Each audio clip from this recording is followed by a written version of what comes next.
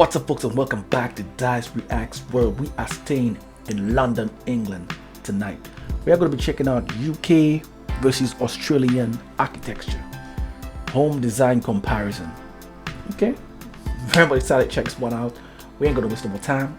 We're just going to get right into it, folks. We're going to get right into it. Oh yeah.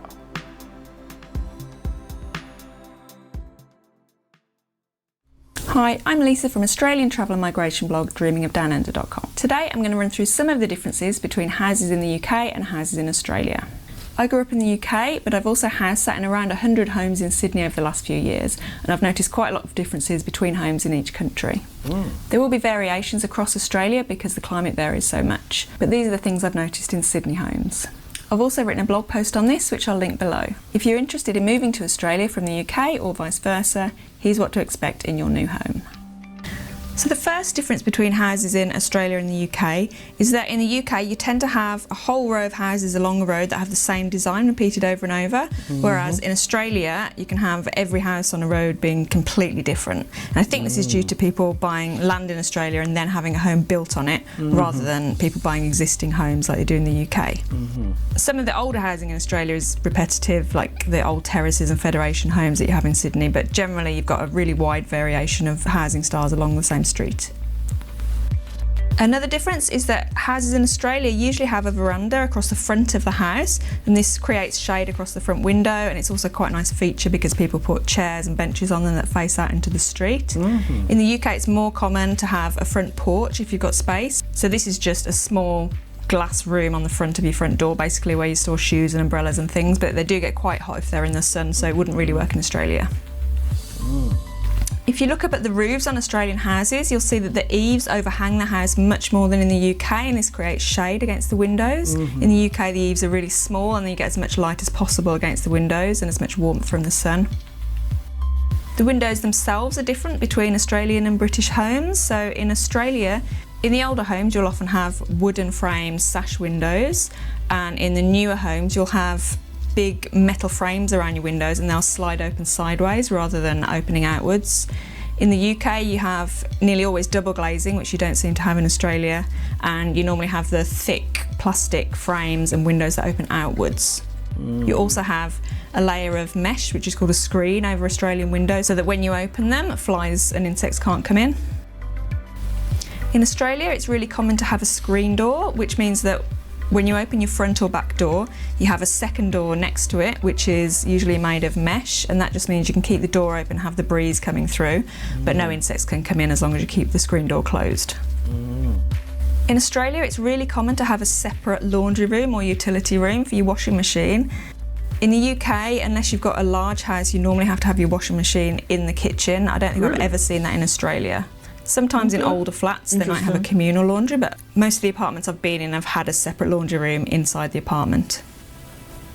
In Australia it's really common to have open plan houses, so the living room, dining room and kitchen are all basically one open room, whereas in the UK your kitchen is nearly always separate, and then your living room and dining room sometimes are knocked through, but it's normally separate rooms. In Australia it's much more common to live in a bungalow or a one-storey house than two-storey houses, whereas in the UK bungalows are quite scarce and usually something that older people go for because they don't have stairs. If you do have a two-storey house in Australia, it can get really hot up on the second floor if you don't have aircon. In the UK you have a letterbox on your front door, so basically a little hole in your front door, whereas in Australia you have a standalone letterbox that's out facing onto the street. One of the biggest complaints that I hear from expats in Australia is how cold the houses get in Australia in the winter. So since Australian houses are built to stay cool, they're very often much colder inside than a British house would be in the same temperature. So generally in the daytime it's colder inside the house in Australia than outside, whereas in the UK it's the opposite. It's nearly always warmer inside your house than outside.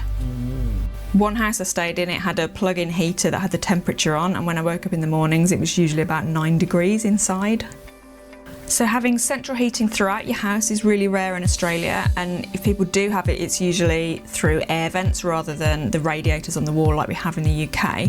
What some houses have in Australia is a standalone gas heater that's attached to a gas pipe either coming out of the floor or the wall. You can also buy small. We're going to take a pause here. This is very interesting. Something I never thought of, but where I'm from in the Caribbean, architecture is similar to UK. Not that the houses look anything like it, but just the upstairs and downstairs.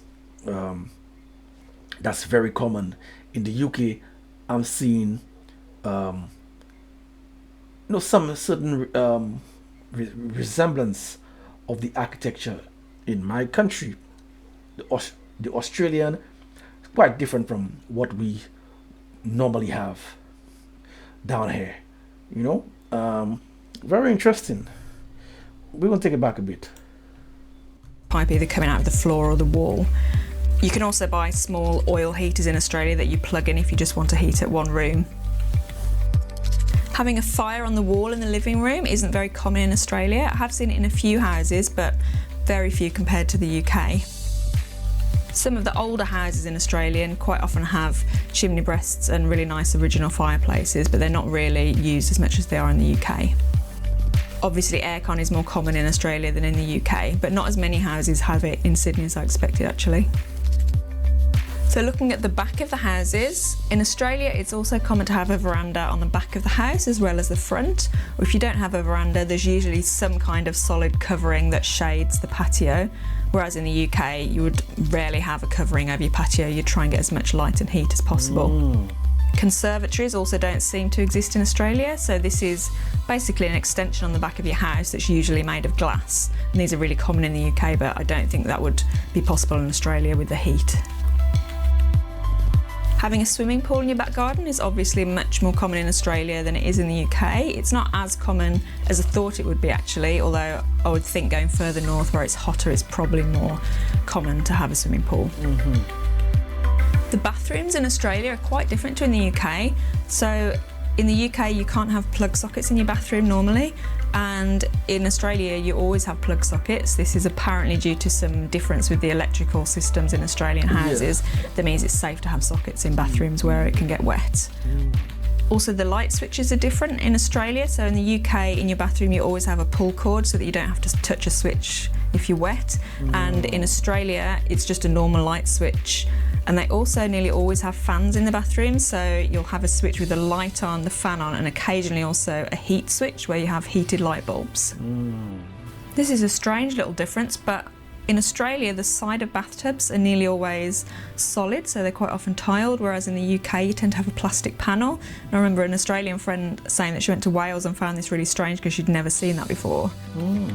Also sinks in Australia, you nearly always have a cupboard underneath the sink in the bathroom, which we call a vanity. In the UK, it's more common just to have a sink on a stand. In Australia, they also have a few differences with household terminology. So what we'd call a sofa or a settee in the UK, Australians would call a lounge. And what we'd call a lounge or a living room in the UK, Australians would call the lounge room. Also, bedding and towels in Australia, they call this Manchester, which is meant to be from the olden days when cotton items had to be imported from Manchester in the UK. Also, a duvet is called a doona in Australia. They do use the word quilt as well though. A flat or apartment in Australia is called a unit. So in Australia you can sit on a lounge in the lounge room and then go and get under your Manchester and your doona. Thanks for watching. Let me know in the comments if there are any differences that I've missed. Please like and subscribe for more videos on life in Australia.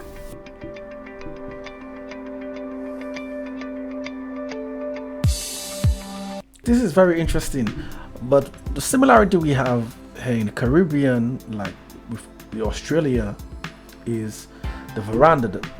The verandas is quite common in Australia. I was based on what she showed, and it's not that common in the UK. It's not that common in the UK.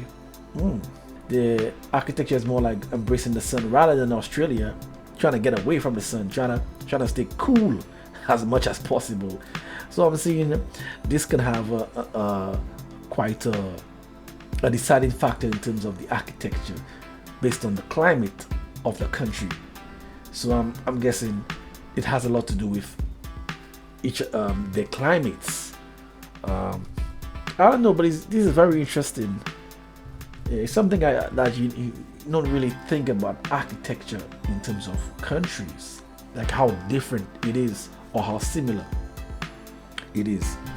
I'm not someone who knows a lot about architecture, but this was quite interesting to see nonetheless. Yes, guys, if you want to see that launcher and outro that I do, hit me over on Dyce Reacts where I do music reactions. This way, I'm going to be making my exits. Until next time, peace out.